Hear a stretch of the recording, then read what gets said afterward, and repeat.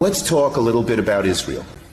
We will always stand with Israel first and foremost, so everybody understands that very clearly. There's nobody on this stage that's more pro-Israel than I am. When I was a young senator, I say, if I were a Jew, I'd be a Zionist. I am a Zionist. You don't have to be a Jew to be a Zionist. The uniform that I wore in the military, unfortunately, was not an Israeli uniform. It was an American uniform. Israel has always been a strong ally of ours, and I appreciate that. I voted just this week to give more money to them through the Iron Dome. And I made clear to him that his strongest ally in the globe is the state of Texas.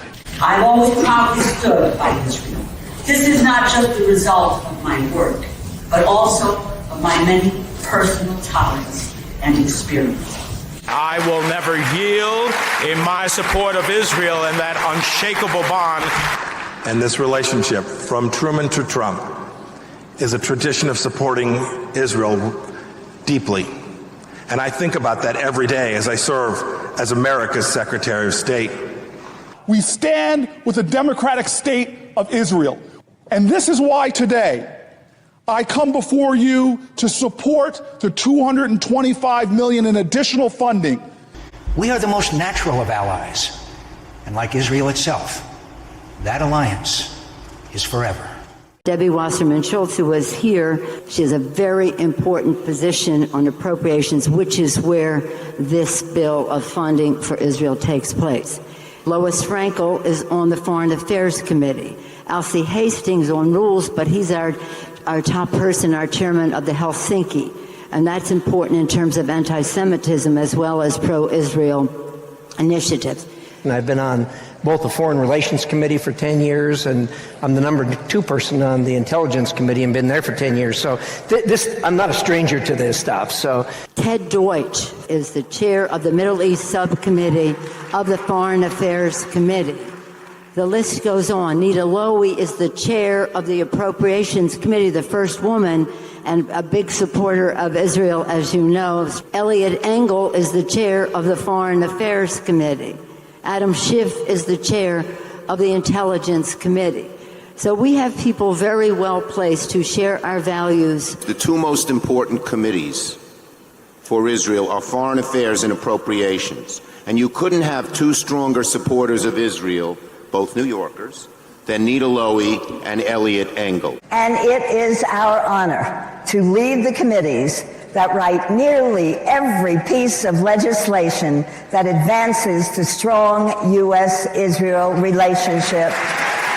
There is tremendous pressure inside the political process to make sure that the voters stay aligned inside either the Democrat or Republican parties. Why? Because both of those parties have been captured by special interests. And there's no more special interest that has any more influence than the pro-Israel lobby. But it's important that Israel always maintains bipartisan support, especially in the Congress. I've, for my entire life, worked to make sure that anytime an issue of U.S.-Israel relationship comes up, that it's overwhelmingly supported by Democrats and Republicans. For the last 10 years, I've had the chance to do it. I always included a Republican lead sponsor, because the foundation of our relationship must remain bipartisan as it has been for decades. But if there's one thing that we concur on, whether we be Democrats or Republicans, and we are a bipartisan delegation, we come together in support with our friends, our only true friend in the Middle East, and that's Israel. I believe Israel should never be a partisan issue. And as long as I'm a United States Senator, I will do everything in my power to ensure broad and bipartisan support. I want to thank you, Democrats and Republicans, for your common support for Israel, year after year, decade after decade. No matter on which side of the aisle you sit, you stand with Israel. And as we move legislation, we need all of you to build relationships on both sides of the aisle. Democrats and Republicans together. Every candidate for Congress at that time had a pledge. They were given a pledge to sign. And so the pledge had Jerusalem as the capital city, the military superiority of Israel. American Congress people have to sign this pledge. Yes.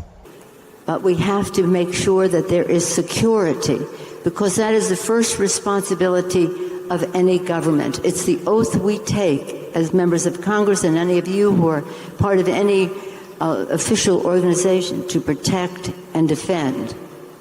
And we have to make sure that the security of Israel is essential. That is essential to a solution. I don't believe there is any long-term permanent peace solution, and I think pursuing that's the wrong thing to do.